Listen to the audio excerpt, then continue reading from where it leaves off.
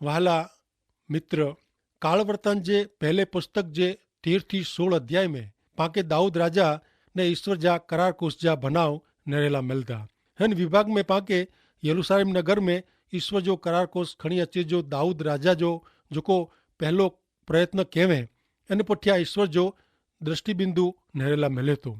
आके याद वे त न्यायाधीश जे समय में युद्ध दरमियान पलिश्ती लोग इजरायली लोग जे हथ में जा ईश्वर जो करार कोश जटी विया हुआ। ईश्वर जो करार कोश उन्हीं जे कब्जे में वो तेला उन्हीं ते घणे मुश्किली आवियूं। तेला उन्हीं ईश्वर जो करार कोश नए गड्ढे में रखीने इजराइल में पाछो हलायो। त्यारनु शुरू करीने हिन हेवर सुधी ईश्वर जो करार कोश किरियात या आरिम में आवल अबीनादाब जे घर में रहो। हाणे दाऊद राजा ईश्वर जो ही करार कोश इन जे पाटनगर यरूशलेम में खणी अचे जो प्रयत्न करे तो। दाऊद जे हिन प्रयत्न से ईश्वर राजी थिया, कारण दाऊद हिन रीते आध्यात्मिक बाबत के महत्व दींदो हो। जेकी दाऊद ईश्वर जो करार कोश खणी अचे जी शुरुआत खोटी रीते करे तो, पण हाणे पाण अॻियां नेरियूं कोड़ो थिए तो। पहलो कालवृतांत 13मो अध्याय ने तेंजी पहली कलम सुणो। पोइ दाऊद सहस्त्राधिपति ने सत्ताधिपतिअ जी एतिरे मिड़े सरदारे जी सलाह गिने तो। हाणे दाऊद इज़राइल जो नवो राजा बन्यो आहे। राजगादी ते आवे पोइ दाऊद वटे घणे वॾी योजना आहे। इन वटे वॾो दर्शन आहे ने हू ईश्वर जे करार कोश खे यरूशलेम में खणी अचेला मंगे तो। तेला हू उन्हीं जे मिड़े सरदारे जी सलाह गिने तो। मूंखे लॻे तो कि हिन लोक जी सलाह गिने में दाऊद भुल कंहिं मार्गदर्शन ने डोरवणी दाऊद के ईश्वर ॾींदा हुआ। तेला इनके मनुष्य जी सलाह सूचन गिने जी जरूर न हुई। हर एक व्यक्ति जो सुणे से दाऊद ला वो मुश्किल जड़ो कमकाज थई पियो हो। हाणे नेरियूं 13वें अध्याय जी बीजी ने 3 कलम।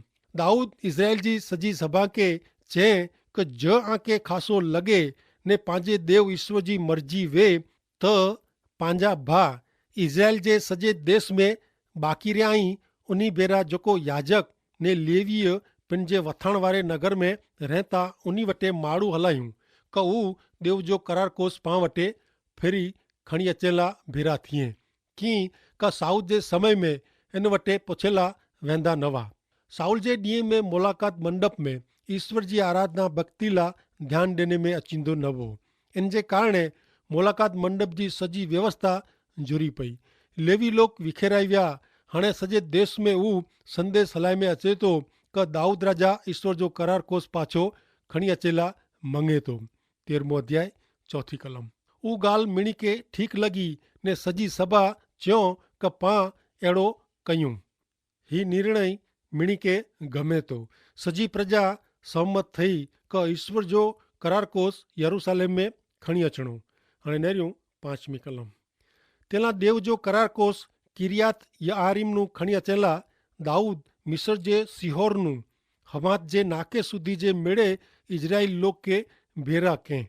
समूएल जे पहले पुस्तक जे 7वें अध्याय में जणाए में आयो है कि ईश्वर जो करार कोश कई रीते किरियात याआरीम में खणी आया आहीं। 13मो अध्याय 6 कलम। करूब मथे बिराजमान देव जेको यहोवा नासे ओळखाजे तो उन्हीं जो करार कोश होॾानू खणी अचेला दाऊद ने मेड़े इजरायली लोग बाला में एतिरे यहूदिया जे किरियात याआरीम में भेरा थिया। जबकि ईश्वर उन्हीं जे करार कोश में रहंदा न हुआ। करार कोश जे करूब में पण उहो रहंदा न हुआ, पण उन जगह ते ईश्वर पंहिंजे इजरायली लोग जी मुलाक़ात गिंदा हुआ। उन्हीं जी हाज़िरी होते हाज़िर वे थी। हाणे इजरायली लोग वॾी भुल कईंदा, ख़ासी बाबत ख़राब रीते करींदा। ईश्वर जो करार कोश यरूशलेम में खणी अचणो ख़ासी ॻाल्हि हुई, पण इनके खणी अचे जी रीत खोटी हुई। 13मो अध्याय ने 7वीं कलम। उन्हीं ईश्वर जो करार कोश अबीनादाब जे घर में जा कढीने हिकिड़े नए गड्ढे में रखियो। उज्जा ने आहियो गड्ढो अकलींदा हुआ। ईश्वर करार कोश जे स्थलांतर ला घणे चोखी सूचना ॾिनो। मुलाक़ात मंडप जे ॿिए भाग के गड्ढे में रखीने उन्हीं जी जगह बदले सकाजे, पण ईश्वर जे करार कोश जो न। ईश्वर मूसा के जेको सूचना ॾिनो हो सुणो गणना जो पुस्तक 4 अध्याय ने 15वीं कलम में ईश्वर मूसा के सूचना ॾिनो हो કે જમાत जा वडील ईश्वर वटे हू हथ रखें ने ईश्वर वटे हू वाछड़ो कपाजे। करारकोस कॾहिं पण गॾे में खणी वञे जो न हो। करारकोस खे हाथ जे छोकिरे जे खभे ते उचकीने खणी वञे जो वो। कारण करारकोस प्रभु यीशु ख्रिस्त तरफ़ आंगरी चेदे तो। पहलो काल वृतांत 13 अध्याय ने 8वीं कलम। दाऊद ने मेड़े इजरायली लोग गीत गाईंदे ने संगीत ने वीणा सितार डफ झांझ ने रणसिंगड़ा वजाईंदे वजाईंदे राजी थईने देव वटे उत्सव कईंदा हुआ। दाऊद हिकिड़ो वॾो संगीतकार हो ने ही प्रसंग सचे आनंद मज़ा जो हो, पण हिन मिणी विचे ओचिंती मुश्किली ऊभी थिए थी। नेरियो 13 अध्याय 9 ने 10वीं कलम। जॾहिं हू किद्रोन जी खरी वटे आया तॾहिं बળદ એટલે કે ઢગો ઠોકર ખાધોએ ને तैसे उजाना जो माड़ू जेको कोस के झलेला पंहिंजो हथ लमो कंहिं ने हू पंहिंजो हथ लमो करीने करार कोस के छिबियो। तंहिंला ईश्वर जो कोप इन ते दुखी पियो। तंहिंला उन इनके शिक्षा कयो ने हुते जो मरी वियो। अहिड़ो कुलाइ बनियो। एतिरे लाइ क हू ईश्वर जे करार कोस जो खोटी रीते पसंदगी कंदा हुआ। पहला त करार कोस के गॾे में खणी वञे जो ज न हो ने करार कोस के छबे जी ज़रूर न हुई। पहलो काल वृतांत 13 अध्याय 11वीं कलम। ईश्वर उज्जाना जे माड़ू ते खारा थिया तंहिंला दाऊद खे खोटो लॻो। तंहिंला उन जॻह जो ना हू पेरेस उज्जा रखें। अॼु सुधी उज ना हुते हले थो। दाऊद खे हिन बनाव से घणे ॾुख थिए थो। हाणे नेरियूं 13 अध्याय जी 12वीं कलम। उन ॾींहुं दाऊद देवनू द्रिजीने चए आऊं मुंहिंजे घरे देव जो कोस कीअं खणी अचां। मित्र पाण पण केतिरीक बाबतूं पंहिंजी ज रीते करे जो घणे वार प्रयत्न कयूं था ने पोइ इन में निष्फलता मिले थी ने आरोप ईश्वर ते रखूं था। पाण सवाल कयूं था का आऊं ईश्वर जो ही कमु किन रीते करी सघां। ईश्वर जो कमु ईश्वर जी रीत प्रमाणे ज थियो खपे। हाणे नेरियूं 13 अध्याय ने 13वीं ने 14वीं कलम। तंहिंला दाऊद करार कोस के दाऊद नगर में पिंड वटे खणी आयो न, पण इन जे ॿिए ठिकाणे एतिरे गीती ओबेर अदोम जे घर में इनके खणी वियो। देव जो करार कोस ओबेद अदोम जे घर में इन जे कुटुंब भेरो 3 महीना रहियो ने ईश्वर ओबेद अदोम जे कुटुंब के ने इन जे घर जे मिणी के आशीर्वाद ॾिनो। हिन कलम बेरी हिन बनाव जो अंत अचे थो। हिन टाणे ईश्वर जे करार कोस के यरूशलेम में खणी अचे नथा। करार कोस जिन व्यक्ति जे घर में आए उन व्यक्ति जे कुटुंब के ईश्वर आशीर्वाद ॾिए था।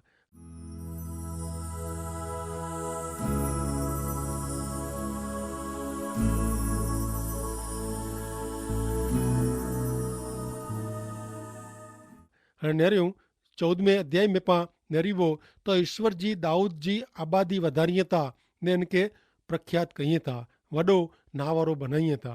पहलो काल वृतांत 14 अध्याय ने 1 कलम। जॾहिं सूर जे राजा हीराम दाऊद ला महल ॿधेला इन वटे खेपियो भेरो एरेंज कास्ट एतिरे एरेंज नाजेल झाड़ जो लकड़ो कड़िया ने सुतार हलाए। दाऊद ने हीराम वच्चे मित्रता हुई। हीराम दाऊद के प्रेम कंदो हो। हिते दाऊद जे राज्यकाल जी शुरुआत में हीराम दाऊद जी मदद करेला मंगे थो। 14 अध्याय 2 ने 3 कलम। तॾहिं इनके ख़बर पई कि ईश्वर मूंखे इस्राएल ते राजा तरीक़े स्थापित कयो हुयो ने इन जे इजरायली लोक ला मुंहिंजो राज्य जो महिमा घणे वधारियो हुयो। दाऊद यरूशलेम में 2 स्त्रियूं कंहिं ने पहिरियों हुते इनके ॿिया घणे छोकिरा छोकिरियूं थिए था। ईश्वर दाऊद घणे पत्नी कंहिं पहिरियों इन कम के मान्य रखियो न। तंहिंजे लीधे ईश्वर दाऊद जो न्याय कंदा ने इन जे पाछली ज़िंदगी में हिन कारणे घणे ॾोख अचींदो। हाणे पलिश्ती लोग दाऊद मथे चढ़ाई कई था। नेरियो 14 अध्याय 9 में 12 कलम। पलिश्ती लोग रफ़ाइम जे निचाण जे प्रदेश में धाड़ पाड़ियो। उन टाणे दाऊद देव जी सलाह पुछे का आऊं पलिश्ती लोग जो विरुद्ध चढ़ाई कयां, तू उन्हीं के मुझे हथ में सौंपी ने। ईश्वर तंहिंखे चयो कि चढ़ाई कर, आऊं उन्हीं के तुझे हथ में सौंपींदो। हिन प्रमाणे उन्हीं जी सवारी बाल परासिम सुधी आवई। दाऊद हुते उन्हीं के हराए ने बजाए वधे। दाऊद चए जी पानी जी ताकत से पार टुटी पए थी तीअं ईश्वर मूं वटि मुंहिंजा दुश्मन जो नास कयो हुयो। तंहिं लाइ उन जॻह जो ना बाल परासिम पाड़ियो। पलिस्ती लोग पंहिंजे देव खे हुते ज रखियो ने दाऊद जे हुकम से उन खे ॿारी वेझे में अचनि था। पलिस्ती लोग मथे दाऊद जी जीत घणे वॾी हुई। हाणे नेरियूं પહેલો કાળ વૃતાંત 14મો અધ્યાય ને 13 ને 14 કલમ। પલિસ્તી લોક ફરીથી બૈયાર નીચાણ જે પ્રદેશ में धाड़ पाड़ियो। दाऊद ફરીથી દેવજી સલાહ પૂછે। દેવ તે કે ચ્યો કે તું ઓની મથે ચડાઈ કરી જે ન પણ પુઠિયા વેનીને શેતુર ઝાડ સામેથી ઓની તે હુમલો કર। દાऊद ચઈ શક્યો वो કે ફરીથી પલિસ્તી લોક અસાં મથે ચડી આયા અહીં। અગાઉ મૂકે ઓની તે જીત મિલઈ आहे। તેલા આऊं ફરીથી ઓની સામે હુમલો કયા। दाऊद अहिड़ो कंहिं न पण हू ईश्वर जी सलाह पुछे ने ईश्वर तंहिंखे चयो कि तंहिंखे हिन प्रमाणे सीधे सीधो हुमिलो करणो न। ईश्वर दाऊद खे चयो कि तोखे पुठियां हटणो ने पलिस्ती लोक खे शेतूर जे झाड़ सुधी अचेला ॾींदा। घणे लोग अहिड़ा आहिनि जेको ईश्वर जी परीक्षा कयूं था। हू ईश्वर ते भरोसो कयूं नथा पण ईश्वर जी कसोटी कयूं था। पाण ईश्वर ते भरोसो करे जी ख़ासि ज़रूरु आहे कि पाके ईश्वर तरफ से मार्गदर्शन मिले तो कि न। हाणे नेरियो 14वें अध्याय जी 15वीं कलम। जॾहिं शेतूर झाड़ जी टोंच मथे अॻियां वधे जो आवाज़ सुणाजे तॾहिं तूं ॿाहिरां निकिरी अची ने हुमिलो करीजे की कि पलिस्ती लोग जो नाश करेला देव तोनू अॻियां विया आहिनि।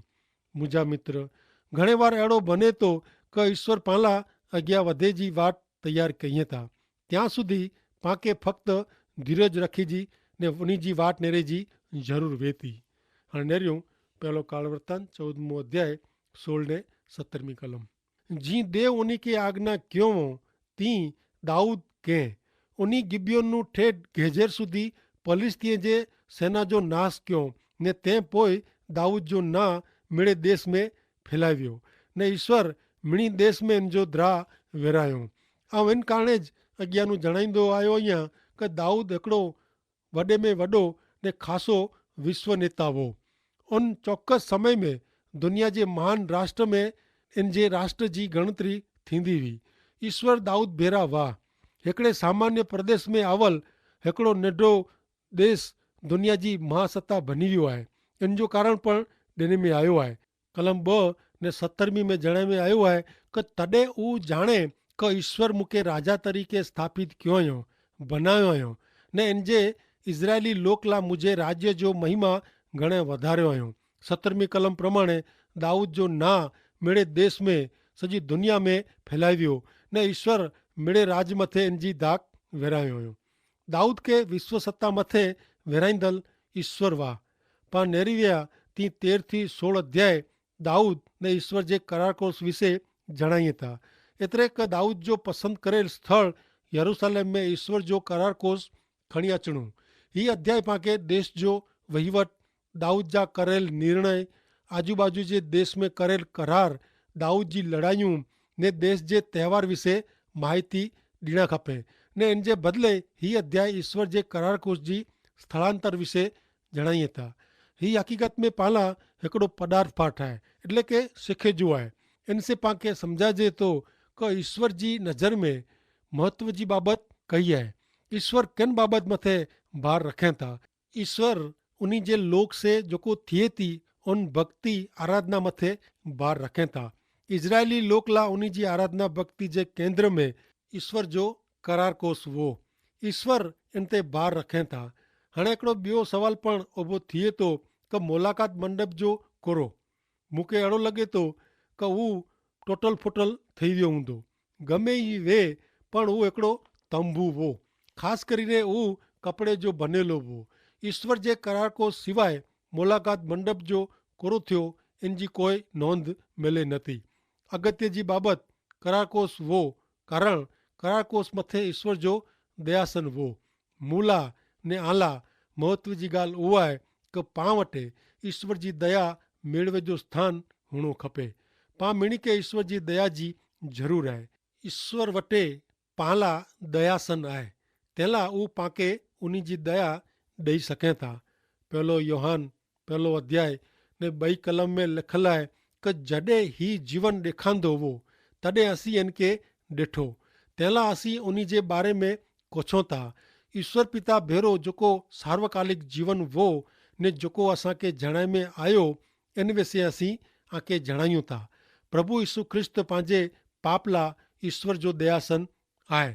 तंहिंला पांखे हरेक प्रसंग में, हरेक समय में ईश्वर वटि अचे ला प्रभु यीशु खे प्रार्थना कई खपे। आमीन।